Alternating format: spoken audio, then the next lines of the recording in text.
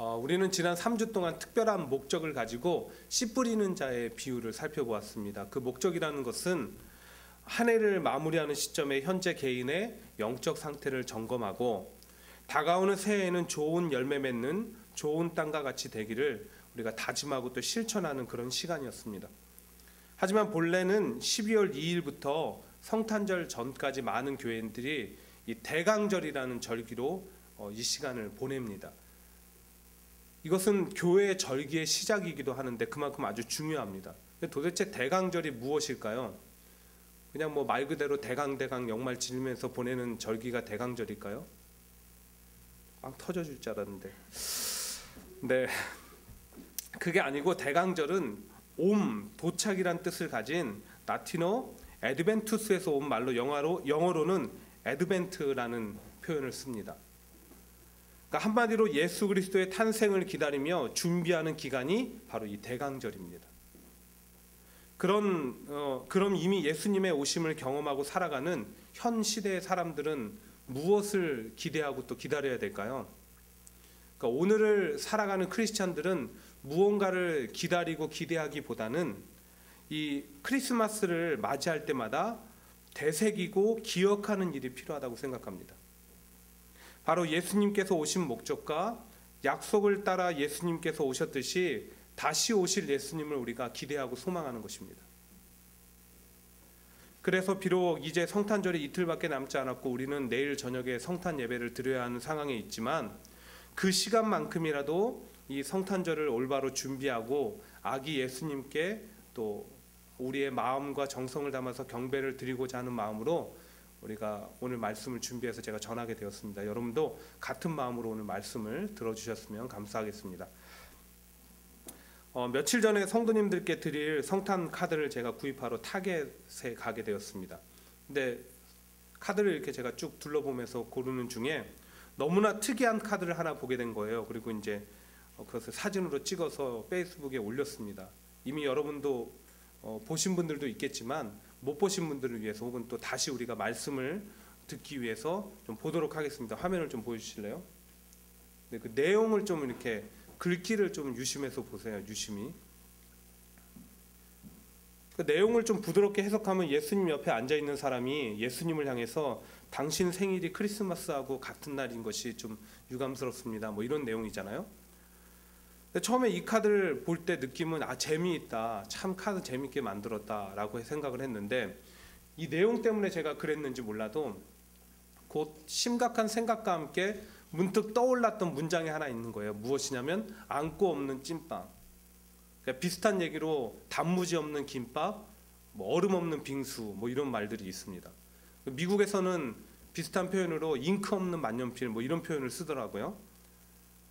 무엇을 이야기할까요? 네, 바로 어떤 일에 정말 중요한 것이 빠졌을 때 사용되는 표현들입니다. 그렇습니다. 제가 카드를 보면서 가졌던 생각은 다름 아닌 현대 크리스마스에는 주인공 예수님이 빠져 있는 것은 아닐까 하는 생각 때문이었습니다. 물론 안 믿는 사람들은 그럴 수도 있겠죠. 잘 모르니까. 하지만 신앙인들조차도 이 세상의 흐름과 상업주의에 빠져서 어느새 예수님보다는 선물을 좀 기대하고 어떤 경배를 드릴까를 생각하기보다는 어떻게 좀 즐기면서 보낼까를 집중함으로 참 크리스마스, 그러니까 성탄의 주인공이신 예수 그리스도가 생략된 겉만 화려한 해피 할로데이를 보내고 있다는 것입니다. 여러분 생일 축하 파티일 때 주인공 없이 주변 사람들끼리 이렇게 축하하고 즐깁니까? 그렇지 않죠. 주인공이 오지 않으면 일부러 일정을 조절하고 시간을 조절해서 다시 모입니다. 근데 현대 크리스마스는 주인공이 빠진 웃지 못할 상황이 벌어지고 있다는 것입니다. 그럼 혹 어떤 분은 목사님 크리스마스는 사람들과 함께 더불어 기뻐하고 즐거워야 되지 않습니까? 맞는 얘기입니다. 당연히 그래야 됩니다. 그러나 우선순위가 있죠. 먼저 주인 되시는 하나님과 그의 아들 아기 예수님께 참된 경배를 드리고 그리고 나서 그 기쁨을 가족과 이웃과 친구들과 나누는 것입니다. 그러니까 해피 할로데이가 되기보다는 해피 홀리데이가 먼저 돼야 된다는 것입니다. 그렇다면 우리는 이 성탄절을 맞이하면서 무엇을 해야 될까요? 무엇이 크리스찬들의 바른 삶의 태도일까요? 가장 첫 번째는 예수님 오신 목적을 기억하고 마음에 되새겨야 됩니다. 특별히 10절에 보시면 천사가 그 목적을 이야기하며 온 백성에게 미칠 기쁜 소식이라고 얘기합니다. 즉 예수님은 하나님의 기쁜 소식과 같이 우리 모두에게 주어질 기쁜 소식과 같이 이 땅에 오셨다는 것입니다. 그 기쁜 소식의 구체적 내용이 바로 11절에 나옵니다. 오늘 다윗의 동네에 너희를 위하여 구주가 나셨으니 곧 그리스도 주시니라. 여러분, 여기서 그리스도라는 것은 기름을 부은 자라는 뜻으로 예수님께서 가지고 계신 메시아로서 인류 구원의 사역, 그 사명을 얘기하는 것입니다. 그러니까 결국은 무엇이냐면 구원의 주인, 구주와 그리스도는 같은 말이 되는 것입니다. 즉 예수님께서 오신 목적은 죄와 사망의 권세 아래에서 살아가는 우리를 포함한 온 인류를 살리시고 영원한 생명을 선물로 주시기 위해서 이 땅에 오셨다는 것입니다. 그리고 십자가의 사랑으로 이루셨기에 우리는 매년 이 크리스마스 성탄절을 맞이할 때마다 그 기쁜 소식과도 같은 목적과 주신 은혜와 사랑을 기억하고 마음에 되새겨야 됩니다. 하지만 현대 성도들은 이런 이야기를 하면 너무 많이 들어서 그런지 다 안다고 얘기합니다. 십자가의 사랑과 은혜를 얘기하면 식상하다고 얘기합니다. 그런데 여러분, 1년 중에 교통사고가 하루를 기준으로 가장 많이 발생하는 날이 언제일까요? 크리스마스라고 합니다. 1년 중에 절도, 강도 그리고 각종 범죄가 가장 많이 일어나는 날이 언제일까요? 크리스마스라고 합니다. 그리고 적법한 혼인관계가 아닌 가운데 탄생하는 아이를 가리키는 그 사생아가 가장 많이 생기는 때도 크리스마스라고 합니다. 물론 제가 여러분들에게 당신들이 크리스마스 때 이렇게 보내면서 살지요 라고 말씀드리는 건 아닙니다. 그리고 여러분들 그렇게 살지도 않고요. 하지만 우리가 조금만 방심하면 예수님께서 죄를 사하기 위해서 오신 그날 또 다른 죄 가운데 빠지는 웃지 못할 상황에 우리가 주인공이 된다는 것입니다. 그렇기 때문에 우리는 자나깨나 불조심, 꺼진 불도 다시 보자는 마음으로 알지만 너무 많이 들었지만 그럼에도 불구하고 매년 성탄절을 맞이할 때마다 그 의미와 목적을 기억하고 마음에 되새겨야 된다는 것입니다.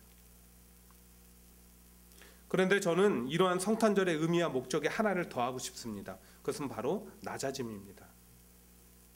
마가복음 10장 45절을 보시면 제자들이 서로 누가 크냐고 이렇게 내가 크다 누가 크냐 이렇게 막 논쟁을 하고 있을 때 예수님이 제자들한테 뭐라고 말씀하시냐면 인자에 온 것은 섬김을 받으려 함이 아니라 도리어 섬기려 하고 자기 목숨을 많은 사람의 대속물로 주려 함이라고 이렇게 말씀하셨습니다. 그렇습니다. 예수님께서 저 하늘 보좌를 버리시고 이 땅에 내려오시는 낮아짐을 선택하셨습니다. 그리고 이 땅에서 공생의 기간 동안 사역하실 때 항상 소외되고 병들고 가난하고 낮은 곳에 있는 사람들과 함께 하셨습니다. 그러니까 스스로 자기를 낮추시고 그들과 함께 하셨다는 것입니다. 그러므로 우리가 이 성탄절을 맞이할 때마다 그 낮아짐의 참된 의미와 사랑을 생각할 수 있다면 우리 가운데 깨달아진다면 우리의 삶도 역시 그분의 발자취를 따르지 않을까요? 그리고 무엇보다 성탄을 통해서 보여주신 참된 사랑이 우리 삶을 통해서도 드러나게 될 것입니다. 사랑하는 여러분, 다시 한번 부탁드립니다. 우리 모두 이번 크리스마스를 준비하면서 성탄절을 준비하면서 또 맞이하면서 주인공 없는 크리스마스를 보내지 맙시다. 대신 예수님께서 인류의 죄를 사하기 위해서 오신 그 목적과 의미를 기억하고 삶에 새기며 더불어 낮아짐을 본받아 실천함으로 우리 안에 주신 하나님의 기쁜 소식이 가족과 이웃과 또 친구들로 퍼져나갈 수 있게 되기를 주의 이름으로 축복합니다. 두 번째, 성탄절을 맞이하는 우리에게 필요한 올바른 삶의 태도와 자세는 예수 그리스도를 다시 한번 붙드는 것입니다. 예수님을 다시 붙드는 거예요. 오늘 본문 말씀을 보시면 이미 마리아하고 요셉이 베들레헴에 들어갔습니다. 그리고 어딘지 알지 못하지만 마구간에서 아기 예수님을 낳고 이제 말 밥통이죠. 구유에 예수님을 누였습니다. 근데 그 소식이 가장 먼저 누구에게 전해졌냐면 이 베들레헴 어느 지역에서 양을 치고 있던 목자들에게 그 소식이 가장 먼저 전해졌다는 겁니다. 그게 본문의 내용이에요. 근데 문득 이런 궁금증이 생깁니다. 왜 하필이면 예수님의 탄생 소식이 이스라엘의 지도자가 아니라 그 당시 기준으로 천하고 별로 인정받지 못하고 별 볼 일 없던 목자들에게, 양을 치던 목자들에게 그 소식이 전해졌을까? 여러분 안 궁금하세요? 여러분 안 궁금해도 저는 궁금합니다. 늘 이 말씀을 들었는데도 불구하고 말씀을 준비하는 가운데 궁금하더라고요. 그래서 이제 참고 자료들을 막 찾아봤습니다.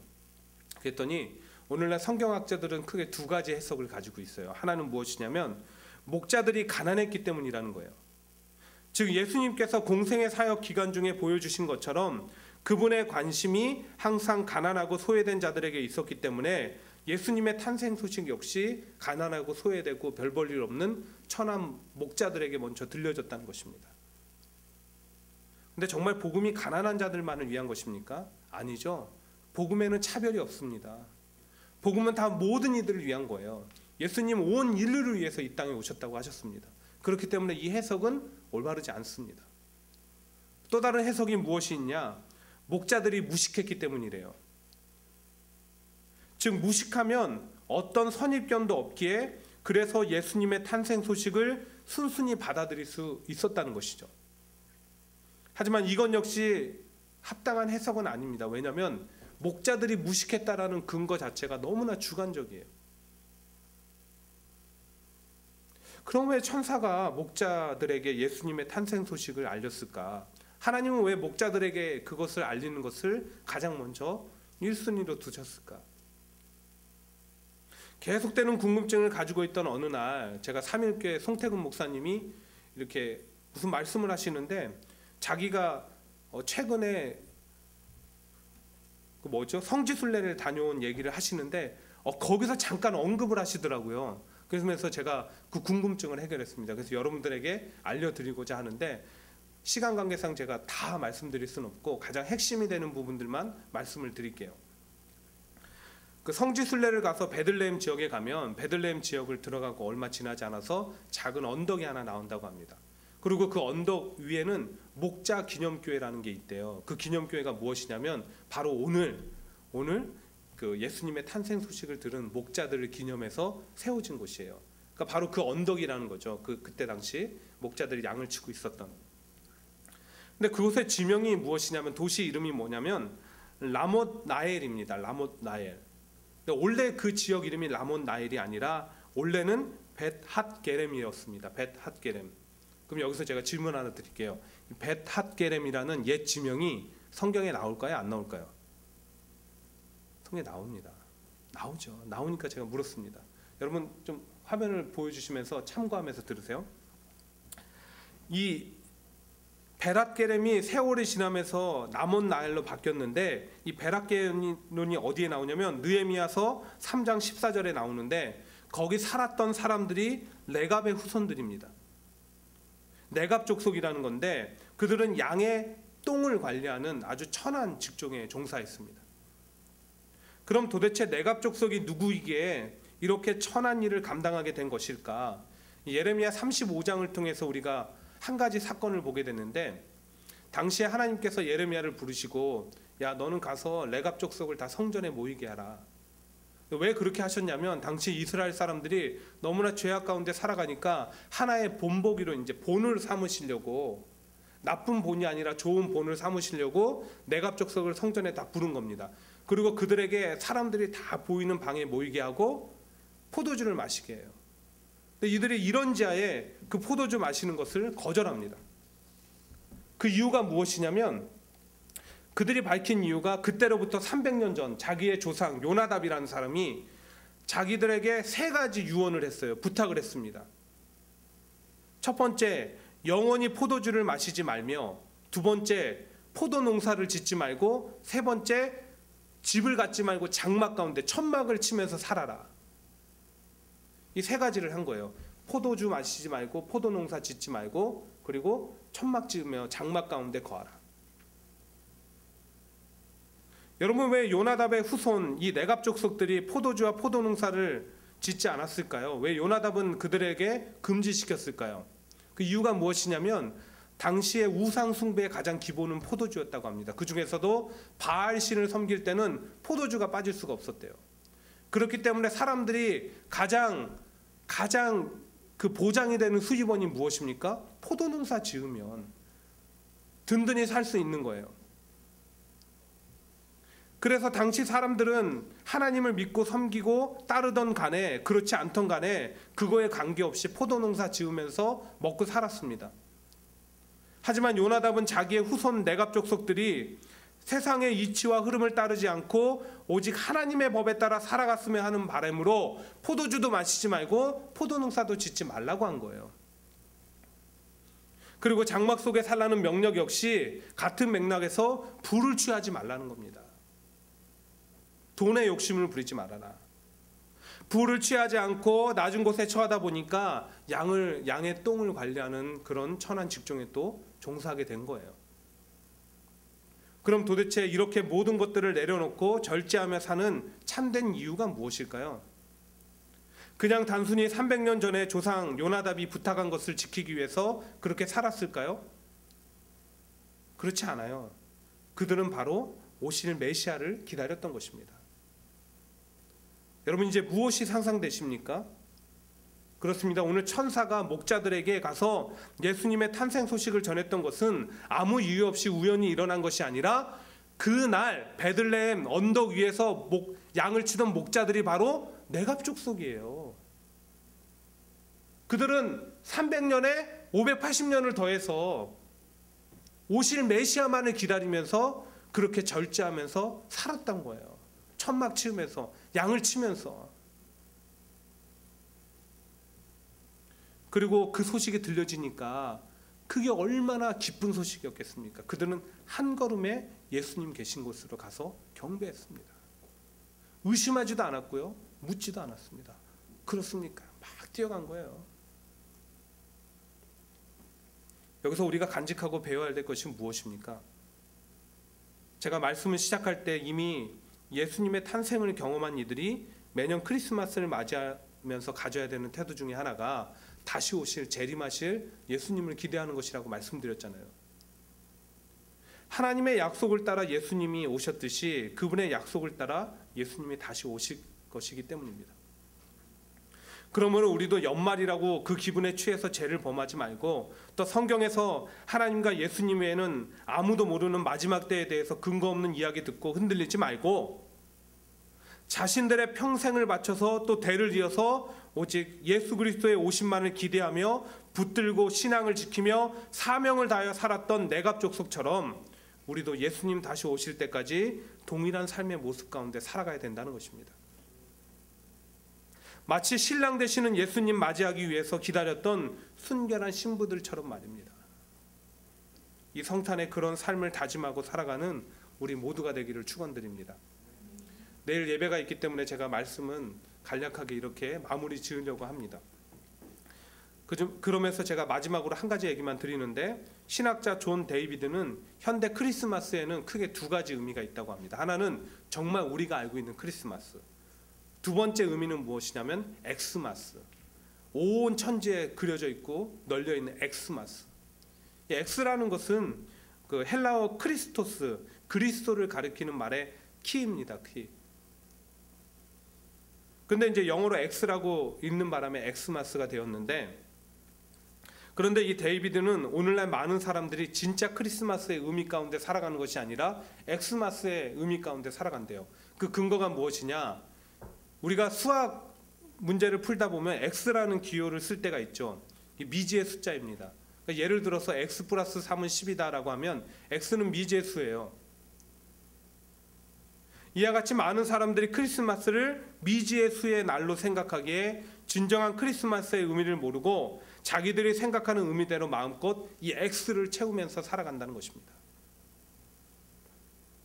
사랑하는 여러분, 우리에게는 이 크리스마스를 오직 하나님께 경배하는 날로 지켜야 나가야 할 의무가 있습니다. 그러므로 여러분, 우리 모두 이번 성탄을 맞이하면서 그 의미를 다시 기억하고 마음과 삶에 새기시고요, 더 나아가 주님 다시 오실 날까지 신앙의 순수성을 지켜나갑시다. 그리고 무엇보다 이 성탄의 의미와 기쁨을 가족과 친구, 이웃들에게 전하고 더욱 삶으로 기쁜 소식, 가스펠이잖아요. 그것을 전함으로 많은 이들의 영혼을 살릴 수 있는 거룩한 백성들이 되기를 주의 이름으로 축복합니다. 기도하겠습니다.